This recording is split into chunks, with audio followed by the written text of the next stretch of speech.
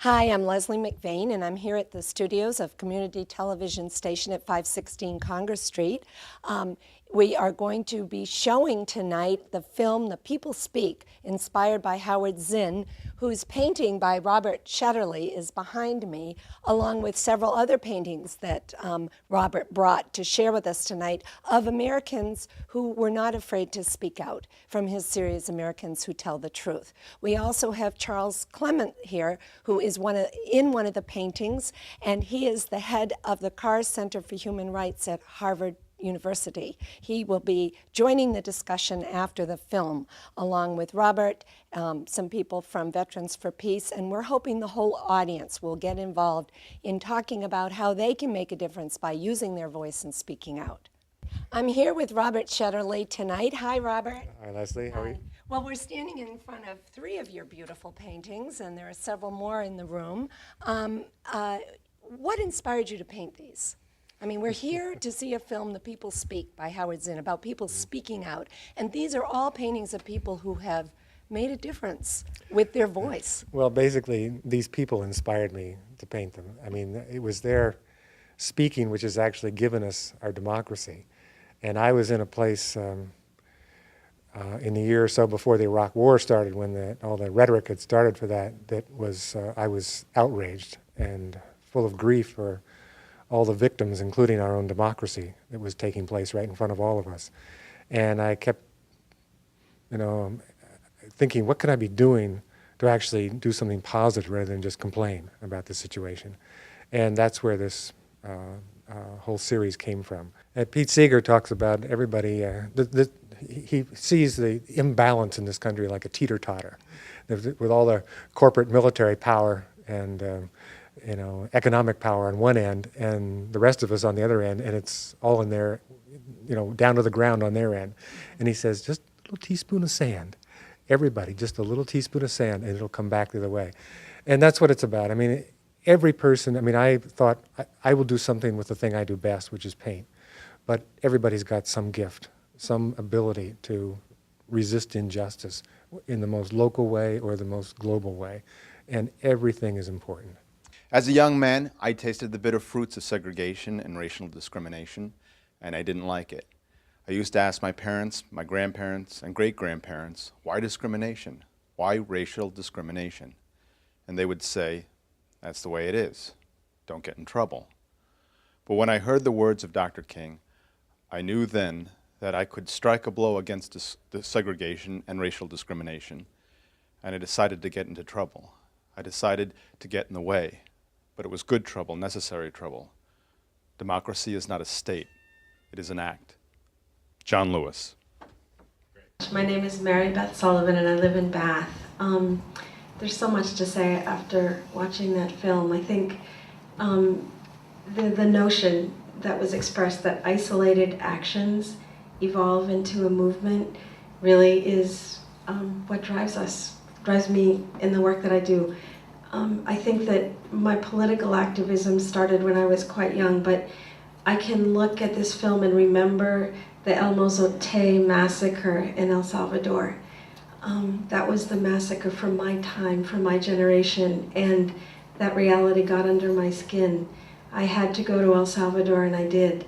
And when I stood on the side of a mountain and listened to a woman talk about the bombing that occurred in her village that killed her child, and showed me the evidence that the bombing said made in USA, that changed my life forever. So it's impossible to sort of speak to one specific moment, but I can say this.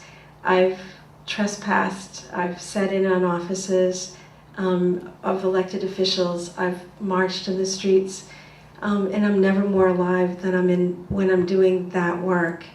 And I'm never with a stronger, more committed, more enlivening community than when I'm doing that work. And it's where I've met some of the folks here on this panel. Thank you. The essence of the problem is about consumption, recognizing that as a society that consumes 1/3 of the world's resources is unsustainable. This level of consumption requires constant intervention into other people's lands. That's what's going on. Winona LaDuke.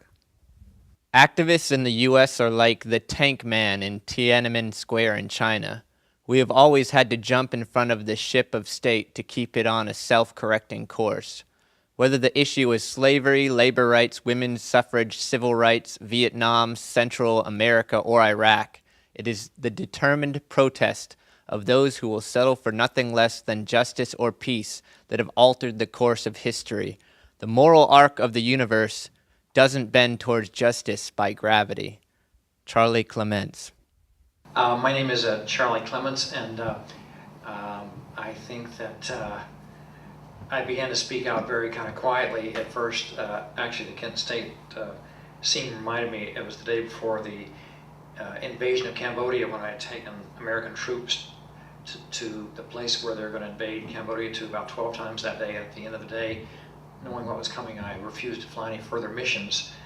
I did it kind of quietly. I came to the States, and I was here when Kent State happened. So I think some years later, I had become a physician. I began to meet refugees from El Salvador who were telling horrendous stories of the kind of stuff that you described, and I decided that I had survived Vietnam. I had spent a long time understanding how I got there and how our nation got there. So I decided to go to El Salvador and work as a physician in the midst of that war, and I think that was my beginning to speak out publicly. Veterans for Peace member Herb Hoffman spoke next. Now, this evening, I'm speaking out, but somewhat silently, and that is I have numbers on my tie, which perhaps you can see. These are numbers that usually I wear over my heart, over my chest, but tonight, due to the humidity, that's the one place they would stick. Now, what are these numbers? The top number is the number of United States military killed in Iraq. The bottom number is the number of United States military killed in Afghanistan. I've been wearing these numbers almost every day since February of '05, and the inspiration for that was when Cindy Sheehan said, I think it was probably in January of '05, wear the numbers.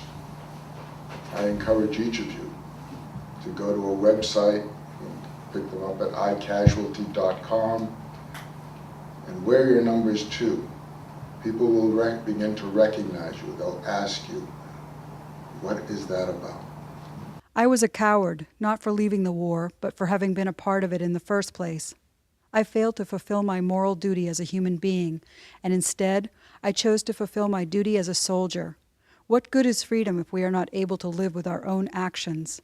I am confined to a prison, but I feel, today more than ever, connected to all humanity. Camilo Mejia.